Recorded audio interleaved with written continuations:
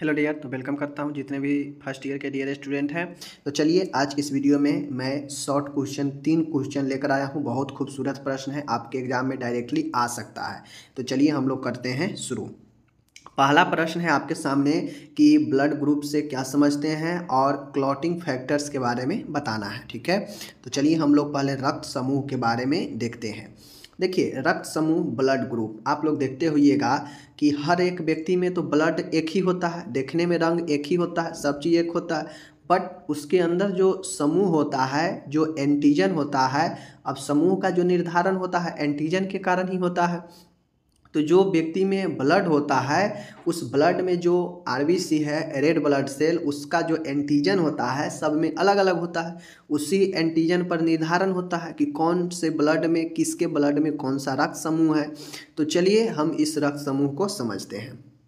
देखिए, मानव रक्त को एबीओ रक्त समूह सिस्टम द्वारा ए बी तथा ओ रक्त समूह में बांटा गया है। आप लोग जाइएगा जांच करवाने, तो इसी एबीओ आरएच का जो है जांच किया जाता है। आरएच फैक्टर जो होता है, ठीक है, और एबीओ जो होता है यह रक्त समूह का सिस्टम है, जिसमें एबीओ कहने का मतलब होता है कि इसी एबीओ के अंदर चारों समूह आता है। ए होगा सिर्फ तो ए रक्त समूह, सिर्फ बी होगा तो बी रक्त समूह, और सिर्फ ओ होगा तो ओ रक्त समूह। ठीक है, लेकिन यह तीनों मिलके कैसे 4 रक्त समूह बनाता है?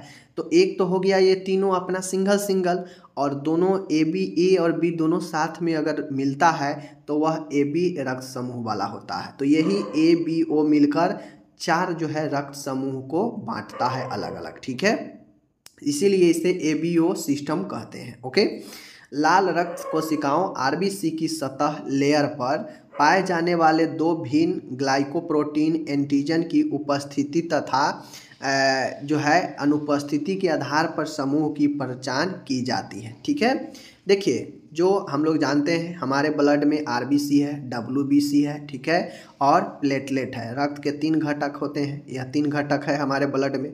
लेकिन जो ब्लड ग्रुप का जो निर्धारण होता है वह आरबीसी से होता है। ठीक है, डब्ल्यूबीसी प्लेटलेट पर नहीं होता है, आरबीसी पर ब्लड ग्रुप का निर्धारण होता है। ठीक है, अब होता यह है कि ये जो आरबीसी होता है, तो ये आरबीसी चूंकि हमारे ब्लड का ही हिस्सा है, ठीक है, तो आरबीसी के सतह लेयर पर जिस व्यक्ति का एंटीजन, जो एंटीजन पाया जाता है वह उसके वर्ग का हो जाता है। जैसे प्रोटीन जो पाया जाता है तो ग्लाइकोप्रोटीन होता है एंटीजन, समझ गए क्या होता है?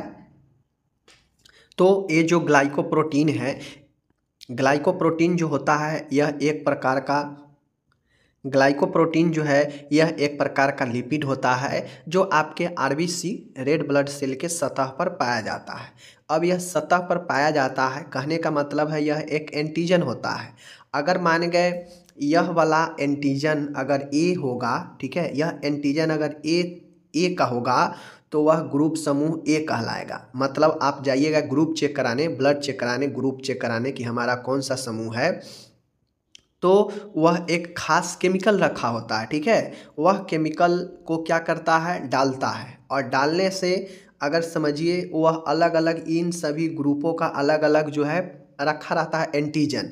अब वह आपके ब्लड लेगा और उस ब्लड को उससे जो है क्या करेगा, मिलाएगा, और जब थक्का बन जाएगा तो समझ जाएगा कि दोनों जो है एक प्रकृति का है, और आपके ब्लड जो है जिस केमिकल को यूज किया रहेगा उसी ग्रुप का आपका ब्लड हो जाता है। ठीक है, तो खास एक एंटीजन होता है, यह लिपिड होता है जो आपके आरबीसी के सतह पर पाया जाता है, और वही निर्धारित करता है कि आपका कौन सा ब्लड ग्रुप है।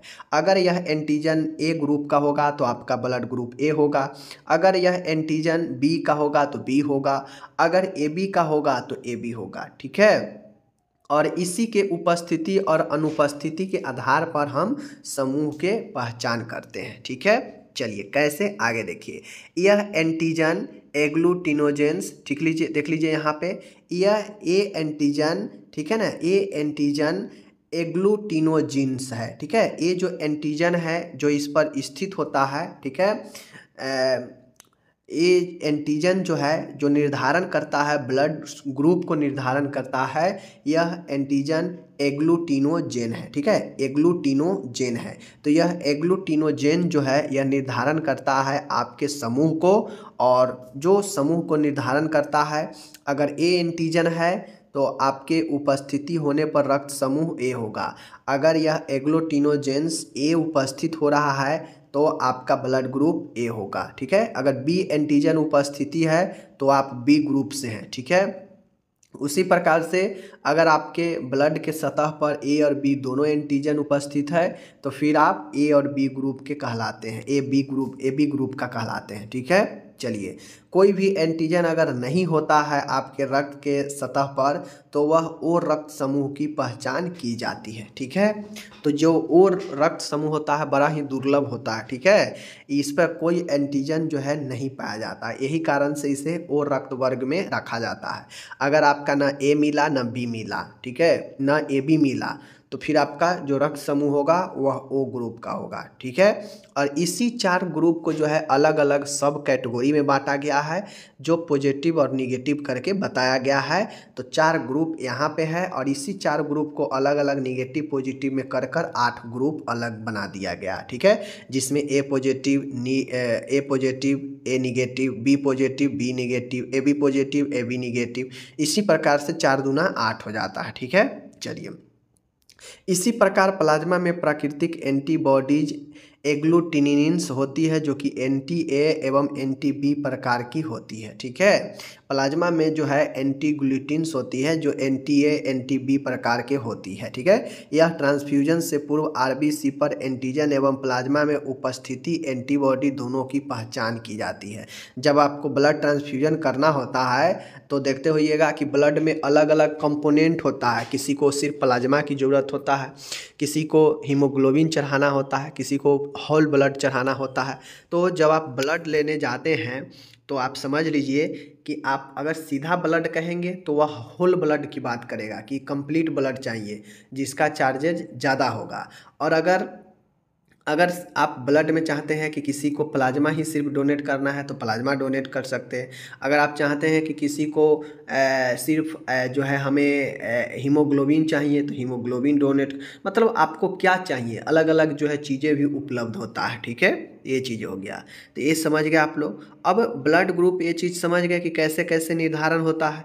अब यहाँ पे समझ लीजिए कि ये जो होता है कि आप कैसे समझेंगे कि कौन सा जो है आरबीसी पर कौन सा एग्लूटिनिन जिस होगा तो उसको जो है प्लाज्मा में क्या चाहिए, ठीक है, एंटीबॉडी में क्या चाहिए। देखिए, ये सब डोनेट करने के लिए यह चार्ट है, ठीक है। देख लीजिए, अगर रक्त समूह ए है तो आरबीसी पर जो उसका एग्लूटिनिन होगा, अगर ए है तो प्लाज्मा में एंटीबॉडी में उसका जो है एंटी बी होगा, ठीक है। और रक्तदाता समूह मतलब इसको जो रक्त कौन कौन दे सकता है, ए भी दे सकता है, ओ भी दे सकता है, ओ तो सबको दे सकता है, ठीक है। और बाकी यह जिस ग्रुप का है उस ग्रुप को भी देगा, तो ए और ओ देगा, ठीक है। डोनेट करने का बात है। अब बी है तो बी भी देगा, ठीक है। एंटीजन ए होगा, पॉजिटिव हो उल्टा हो जाता है, ठीक है। और बी है तो बी और ओ देगा ही देगा। ए बी है तो ए बी होगा, और इसमें जो है एंटीजन की बात नहीं की जाती है एंटीबॉडी की, इसमें जो है ए बी और ओ, ए बी को सब दे सकता है ब्लड, ठीक है। ओ ग्रुप है तो इस पर भाई कोई एंटीजन नहीं पाया जाता है, बात समझ लीजिए। और इसमें जो एंटीबॉडी होगा यह ए और बी, ठीक है, एंटीबॉडी यह दोनों से ले सकता है, समझ गए। प्लाज्मा के कंडीशन में यह दोनों से ले सकता है, समझ गए। और बाकी रक्तदाता समूह है, रक्तदाता समूह की बात करेगा तो ओ को सिर्फ ओ ही वाला दे सकता है, समझ गए चीज़ों को। तो ये जो चीज़ें हैं आप यहाँ पे आप समझ गए, ओके। चलिए, इसीलिए कहा जाता है कि ओ वाला का बहुत दिक्कत होता है ब्लड ग्रुप खोजने में, ठीक है ना। उपरोक्त तालिका के अनुसार देख लीजिए, ओ रक्त समूह सभी समूह के व्यक्तियों को रक्तदान कर सकता है, ब्लड दे सकता है, तथा ए बी रक्त समूह वाले व्यक्ति सभी प्रकार के रक्त समूह वाले से जो है वह ले सकता है, ठीक है। तो ये चीज़ें समझ लीजिए, बहुत अच्छा था, रक्त समूह समझा दिए मैंने आपको। अब आता है RH फैक्टर। RH फैक्टर भी एक प्रकार के आपका समूह ही है, ठीक है, जिसमें RH पॉजिटिव RH निगेटिव 2 प्रकार के होते हैं, ठीक है। यह एक अन्य एंटीजन है, यह भी एक एंटीजन ही है RH, जो 80% मनुष्यों में पाया जाता है। ठीक है, इस एंटीजन युक्त रक्त को RH पॉजिटिव रक्त एवं इसके अभाव में RH निगेटिव कहा जाता है। तो लगभग 80% जो मनुष्य होता है, जब उसमें एंटीजन RH का पाया जाएगा तो पॉजिटिव होगा, समझ गए चीज़ें को। और अगर वह निगेटिव किस कंडीशन में होगा, जब आपके रक्त में RH का जो एंटीजन RH है इसका अनुपस्थिति होगा, अभाव होगा, तो वह RH निगेटिव होगा। लेकिन यह पाया जाता है 80% मनुष्यों में, लगभग 20% मनुष्यों में RH नहीं पाया जाता है। RH क्या है, एक एंटीजन है। ओके, रिसस फैक्टर कहते हैं इसको, RH को रिसस फैक्टर कहते हैं। ओके, इस एंटीजन की सर्वप्रथम खोज रिसस नामक बंदर प्रजाति में किए जाने के कारण इसे RH फैक्टर कहते हैं। मैंने बता दिया, रिसस नामक बंदर है, इन पर रिसर्च किया गया और इसीलिए इनका नाम RH फैक्टर, रिसस फैक्टर रखा गया। RH क्या है, एक एंटीजन है जो लगभग 80% व्यक्तियों में दिखे जाते हैं रक्त में, जबकि 20% जिनमें नहीं पाया जाता है उनमें RH निगेटिव होता है। ठीक है, तो आप लोग जाते होइएगा तो RH का भी चेक होता है। ठीक है, कि RH पॉजिटिव है कि निगेटिव है, और साथ में ABO ग्रुप टाइपिंग का भी चेक किया जाता है। तो ABA क्या है, एक सिस्टम प्रणाली है जिसमें सभी रक्त समूह वर्ग आ जाता है। ठीक है, और RH भी एक आपका रक्त समूह पहचानने का ही एक एंटीजन है। ठीक है, जिसमें RH पॉजिटिव और निगेटिव बताता है। ओके, चलिए ये समझ गए। अब आता है क्लॉटिंग फैक्टर। आपसे क्लॉटिंग फैक्टर पूछा जा सकता है। तो रक्त के जो क्लॉटिंग होता है ना, उसका एक फैक्टर होता है, एक कारक होता है जिसके कारण ब्लड जमता है, थक्का बनता है। ठीक है, तो रक्त के थक्का बनने हेतु कुछ कारक है जिसकी आवश्यकता होती है थक्का बनने के लिए, एक क्लॉटिंग फैक्टर या स्कंदन कारक कहलाते हैं। देखिए, अब कुछ फैक्टर्स है, कुछ कारक है जिनकी आवश्यकता पड़ती है ब्लड को जमाने में, थक्का करने में। क्योंकि समझिए, अगर ब्लड थक्का न होगा तो आपके बॉडी में कहीं पर कट फट जाएगा तो कंटिन्यू ब्लड निकलते रहेगा, तो उसके लिए घाव हो जाए, कट फट जाए दुर्घटना से, तो इन सब के लिए ब्लड क्लॉटिंग होना जरूरी है। और यह ब्लड क्लॉटिंग कुछ कारण, कुछ आवश्यकता होती है कुछ फैक्टर्स की, जिसे हम लोग क्लॉटिंग फैक्टर्स या स्कंदन कारक कहते हैं। ठीक है, चलिए, यह कुल क्लॉटिंग फैक्टर कितना है, 13 है, समझ गए। और इसकी सूची निम्न में नीचे दिए गए हैं, इसकी सूची आपको खुद से याद करने पड़ेंगे। ठीक है, चलिए मैंने यहाँ पे दे दिया है। पहला है फाइब्रिनोजेन, प्रोथ्रोम्बिन है दूसरा, तीसरा है टिश्यू फैक्टर ऑफ या थ्रोम्बोप्लास्टिन है, चौथा कैल्शियम है। ठीक है, कैल्शियम प्लस है यहाँ पे। देख लीजिए, प्रो एस्लेरिन है, लेविल फैक्टर कहते हैं। छठा में अनलिस्टेड है, प्रो कन्वर्टिन है, एंटी हेमोफिलिक ग्लोबिन है, AHG, क्रिसमस फैक्टर है। ठीक है, स्टॉर्ट पावर फैक्टर है, एंटीसेडेंट या हीमोफिलिया C फैक्टर है, हेजमैन फैक्टर है, फाइब्रिन स्टेबलाइजिंग फैक्टर है। और यह कुल 13 फैक्टर जो कि आपको खुद से इसको याद करना है कि कौन से फैक्टर है, कितने 13 फैक्टर है। ठीक है, मैं इसको रटवाने जाऊंगा तो फिर बहुत समय लगेगा, आपको इसको क्लियर करना है। ठीक है, अब आता है शॉर्ट नोट लिखना है। आपसे पूछा जा सकता है कि टाइप्स ऑफ ज्वाइंट के कितने कितने प्रकार हैं बताइए। तो चलिए हम ज्वाइंट के प्रकार को देखते हैं। ज्वाइंट के प्रकार, ज्वाइंट मतलब क्या होता है, संधि, जोड़, दो हड्डियों को जो आपस में जहाँ जुड़ता है उसी को ज्वाइंट कहते हैं। ठीक है, तो ये ज्वाइंट कितने प्रकार के हैं। अब हमारे बॉडी में अलग अलग ज्वाइंट है, गर्दन है, पैर है, ठीक है, केहूनी है, तो सब जगह देखते होइएगा अलग अलग आकार है। और जैसे कमर है, कमर में कितना बड़ा ज्वाइंट होगा, समझ सकते हैं। तो ज्वाइंट संरचना और गतिशीलता के आधार पर ज्वाइंट को 3 अलग अलग भागों में बांटा गया है। जो ज्वाइंट है ना, ज्वाइंट को अलग अलग काम, अलग अलग संरचना मतलब स्ट्रक्चर, और मोबिलिटी यानी गतिशीलता के आधार पर इसे 3 अलग अलग भागों में बांटा गया है। ठीक है, चलिए देख लीजिए, यही टाइप्स ऑफ ज्वाइंट है। पहला है फाइब्रस ज्वाइंट यानी अगतिशील। फाइब्रस ज्वाइंट है जो वैसा ज्वाइंट, यह ज्वाइंट वहाँ होगा जहाँ पे हमारा बॉडी मूवमेंट नहीं करता होगा, वह ज्वाइंट मूवमेंट नहीं करता होगा, इसीलिए इसे फाइब्रस ज्वाइंट या इसी को अगतिशील कहा गया। ठीक है, दूसरा है कार्टिलेजिनियस ज्वाइंट। कार्टिलेजियस ज्वाइंट का मतलब होता है कि हल्का हल्का यानी आंशिक रूप से वह ज्वाइंट में गतिशील होगा, ठीक है। जबकि साइनोवियल ज्वाइंट का मतलब है पूर्णतः गतिशील।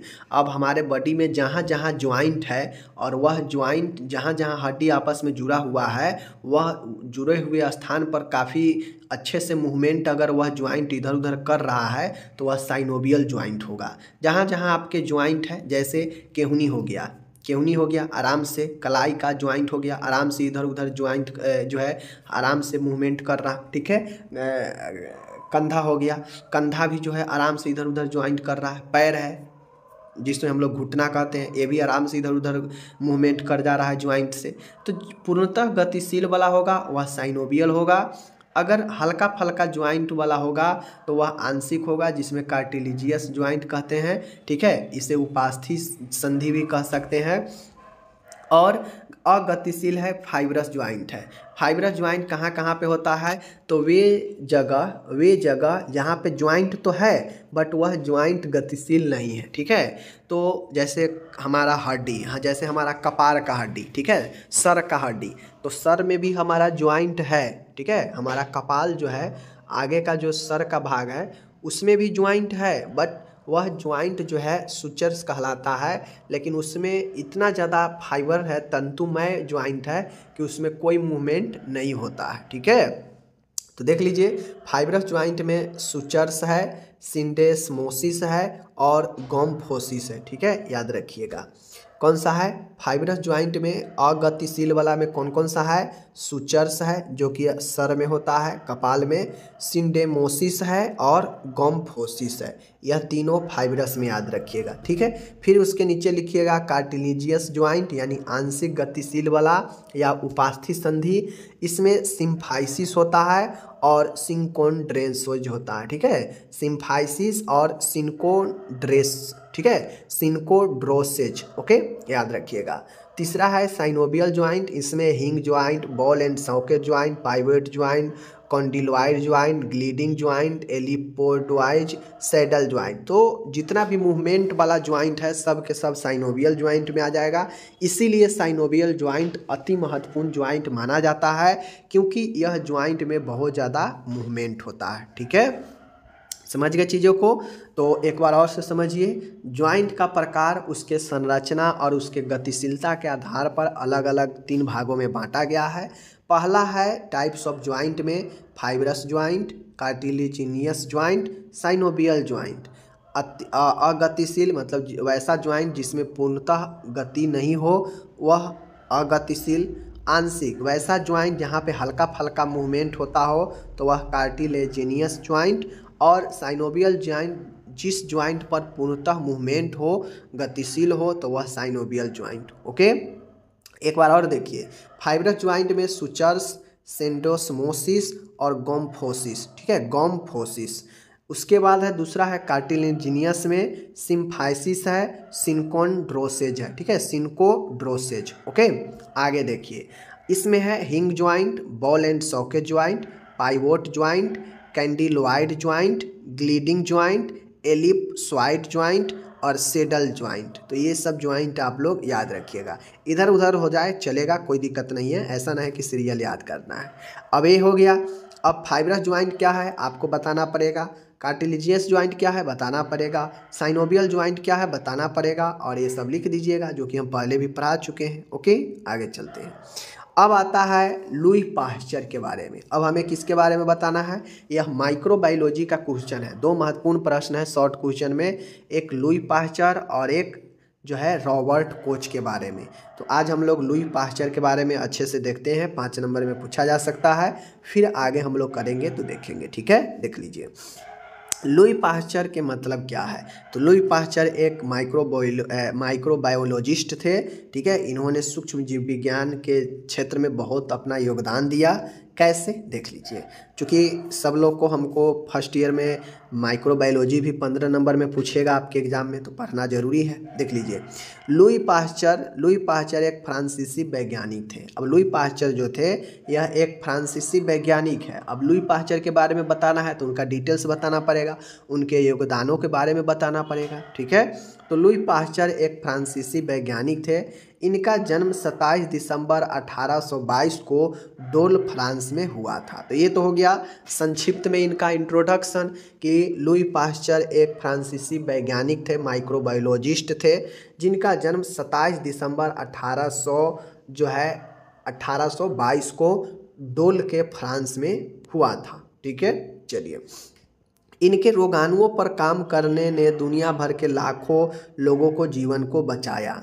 अब इन्होंने क्या किया कि इन्होंने रोग वाले जो माइक्रो दुनिया है, सूक्ष्म जीव का जो दुनिया है, उसमें इन्होंने बहुत बड़ा काम किया, रोगाणुओं पर काम किया, जिसके कारण रोग उत्पन्न होता है, वैसे सूक्ष्म जीवों पर इन्होंने काम किया, जिससे दुनिया भर में लाखों जीवन को इन्होंने बचाया। क्योंकि आजकल जो देखते हैं हम लोग, एंटीबायोटिक का जो कंसेप्ट आया वह यहीं से आया, क्योंकि इन्होंने रोगाणु का खोज किया जो बीमारी उत्पन्न करता है। तो जो भी रोग उत्पन्न करने वाला बीमारी हो वह क्या हो जाएगा, संक्रामक बीमारी हो जाएगा, जो किसी सूक्ष्म जीव के कारण हो। और संक्रमण किसी में होता है तो उसके लिए एंटीबायोटिक होता है। तो पहले उस रोग के बारे में खोजा कोई, तो वह लुई पाश्चर ही खोजा रोगाणुओं के बारे में, मतलब रोग उत्पन्न करने वाले सूक्ष्म जीवों के बारे में इन्होंने काम किया दुनिया भर में। इसीलिए लाखों लोग ने जो है इनके बारे में जाना। इन्होंने एंथ्रेक्स, हैजा, टीबी और चेचक के टीके की खोज की। इनका योगदान इतना है कि इन्होंने एंथ्रेक्स, हैजा, टीबी, चेचक जैसे टीके का इन्होंने खोज किया, वैक्सीन का बनाया, ठीक है। इन्होंने लुई पाश्चर का योगदान वैक्सीन में भी बहुत ज़्यादा है, ठीक है। जैसे एंथ्रेक्स का, हैजा का, टीबी का, चेचक का, इन सब का वैक्सीन का खोज इन्होंने किया, ठीक है। जर्म रोग सिद्धांत, जर्म डिजीज थ्योरी एवं पाश्चुराइजेशन इनकी ही देन है। अब जो हम लोग पाश्चुराइजेशन पढ़ते हैं, जिसमें किसी भी खाने वाले पदार्थ को एक निश्चित तापमान पर जो है गर्म करके पुनः उसे ठंडा करके पैकिंग जो किया जाता है, जैसे सुधा, डेयरी मिल्क वगैरह, उन सब का पाश्चुराइजेशन हो या जर्म डिजीज थ्योरी हो, इन्होंने ही दिया था, ठीक है। तो याद रखिएगा। आगे है, अब माइक्रोबायोलॉजी में इनका क्या योगदान है देख लीजिए। तो बैक्टीरियोलॉजी में यानी जीवाणु विज्ञान में, ठीक है, जीवाणु विज्ञान में अनेक नवीन तकनीकों एवं विधियों का विकास। अब माइक्रोबायोलॉजी में इन्होंने बैक्टीरियोलॉजी में अनेक नए नए तकनीकों और विधियों का विकास किया, ठीक है, बैक्टीरियोलॉजी में, ठीक है। स्टेरिलाइजेशन तकनीक का प्रथम बार प्रयोग तथा स्टीम स्टेरिलाइजर का विकास। अब इन्होंने जो स्टेरिलाइजेशन है, कीटाणुनाशन है, इन्होंने रोग उत्पन्न रोगाणुओं को भी इन्होंने खोजा, ठीक है, कि किस रोग के कारण, किस सूक्ष्मजीव के कारण कौन सा रोग होता है, ये तो इन्होंने खोजा ही खोजा। साथ में इन्होंने रोगाणु को नष्ट करने के लिए, कीटाणु को नाश करने के लिए स्टेरिलाइजेशन तकनीक का भी प्रथम बार उपयोग किया।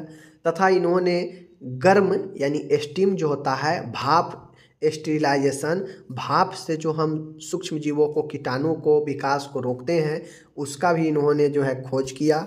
इन्होंने एंथ्रेक्स, चिकन पॉक्स, हैजा, रेबीज के कारण का पता किया और इन्होंने सूक्ष्म जीवों का वर्णन किया, तभी जाके इन्होंने इसका टीका भी बना पाया, ठीक है।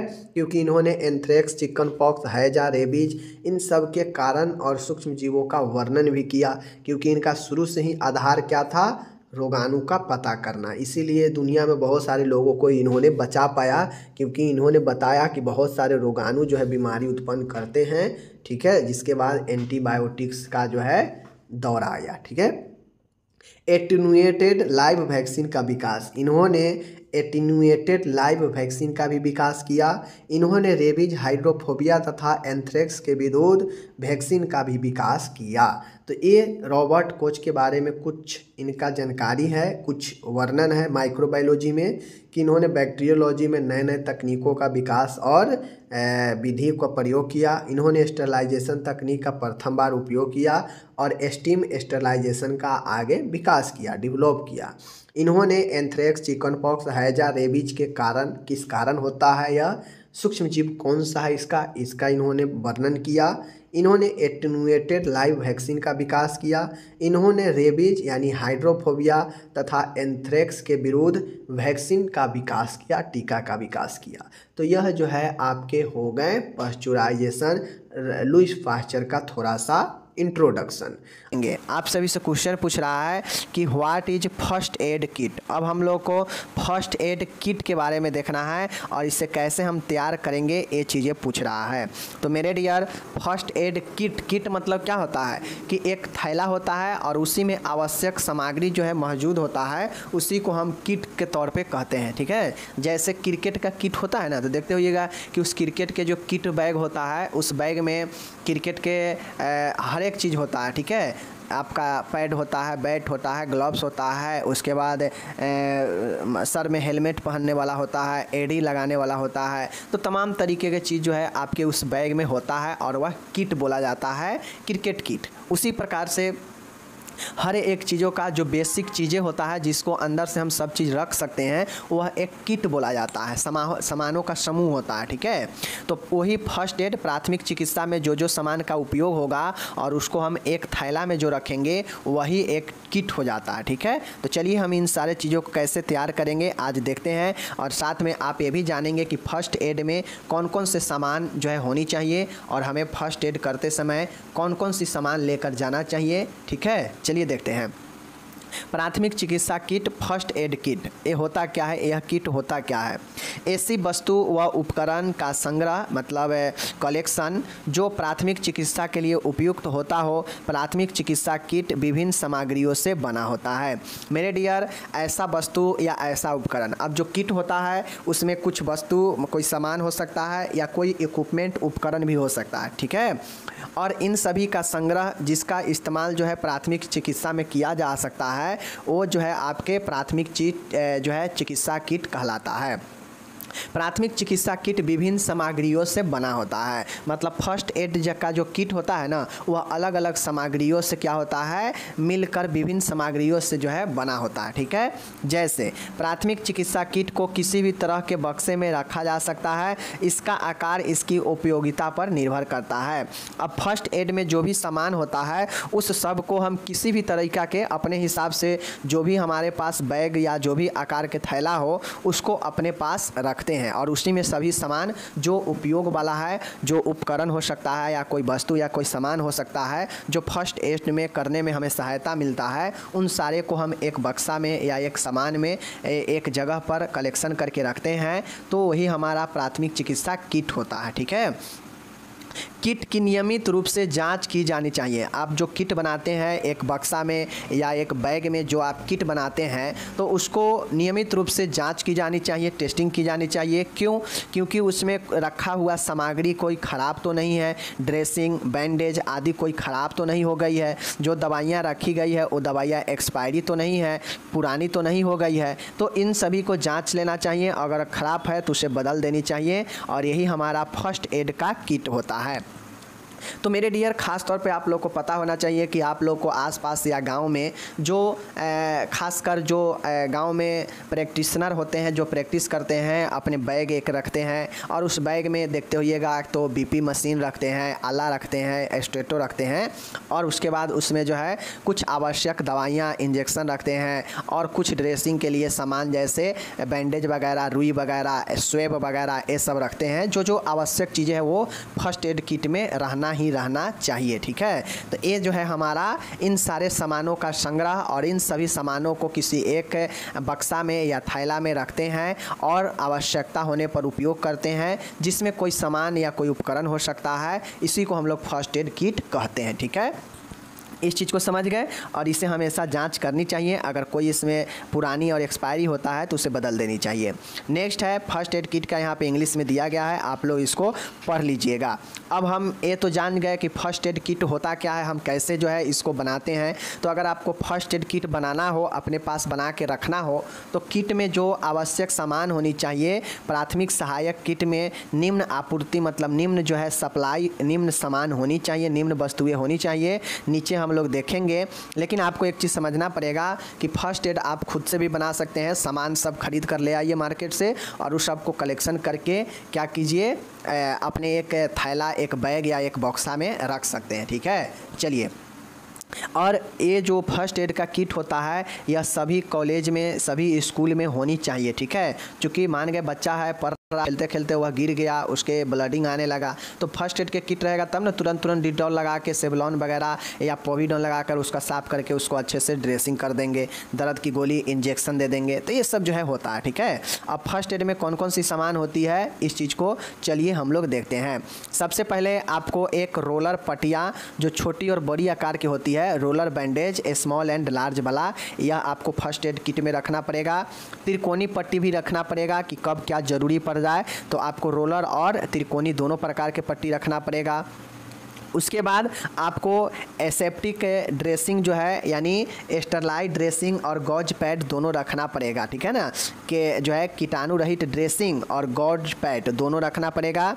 कीटाणु रहित ड्रेसिंग जले हुए घाव के लिए, कीटाणु रहित जो स्टरलाइट ड्रेसिंग का उपयोग करते हैं इसका इस्तेमाल हम जले हुए घावों पर करेंगे।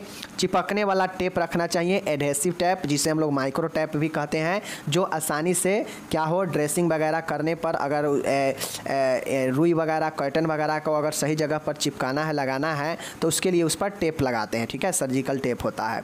उसके बाद है आँखों के लिए आई प्रोटेक्टर पैड होना चाहिए। सेफ्टी पिन रखना चाहिए, जो पिन जो है क्या होता है कि बैंडेज वगैरह को शिफ्ट करने के लिए पिन का आवश्यकता पड़ता है, पिन होनी चाहिए।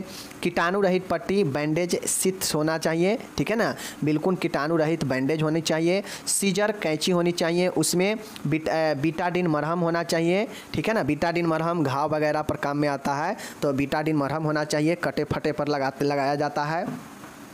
कॉटन का पैकेट, रुई का पैकेट रखना पड़ेगा उसमें। दर्द निवारक पेन किलर दवाइयाँ आपको एक रखना पड़ेगा। ठीक है, एंटीसेप्टिक घोल रखना पड़ेगा, जैसे पोविडॉन का घोल भी सोल्यूशन भी आता है, या डिटॉल वगैरह आप रख सकते हैं। ठीक है, नेक्स्ट है आपको उसमें एक टॉर्च रखना पड़ेगा, पैड और पेंसिल रखना पड़ेगा कि आप क्या ट्रीटमेंट दिए हैं इसको लिखने के लिए, और आँखों के लिए आई वाइटमेंट मतलब मरहम रखनी चाहिए।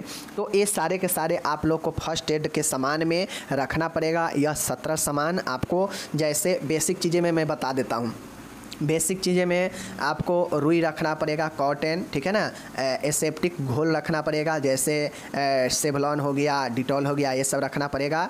उसके बाद कैंची सीजर रखना पड़ेगा, बैंडेज पट्टी रखना पड़ेगा, एसेप्टिक और गॉज पैड भी रखना पड़ेगा। ठीक है ना, उसके बाद आपको क्या रखना पड़ेगा, बीटाडिन का मरहम, दर्द की दवाई रखनी पड़ेगी, टॉर्च, पैड और कैंसिल। ठीक है ना, और उसके बाद जो है आपको दर्द निवारक दवाई हो ही गया, बीटाडिन मरहम हो ही गया, कैंची हो ही गया, कीटाणु पट्टी हो ही गया, सेफ्टी पिन रखना पड़ेगा, आँखों के लिए पैड, चिपकने वाला टेप जरूर होनी चाहिए। ठीक है ना, तो ये आपके महत्वपूर्ण, जितना ये मैं बताया हूँ ये महत्वपूर्ण चीज़ें होता है। ठीक है, तो इतना आपको जो है दिमाग में बैठाना है कि क्या क्या सामान जो बेसिक है, इसमें भी इतना सामान फर्स्ट एड में कोई नहीं रखता है। ये जो 17 पॉइंट बताए हैं ना, इसमें भी इतना सामान कोई नहीं रखता है, लेकिन रखना चाहिए। अगर ज़रूरत पड़ जाएगा ट्रायंगुलर बैंडेज का, तो हम खोजने थोड़ी ना जाएंगे।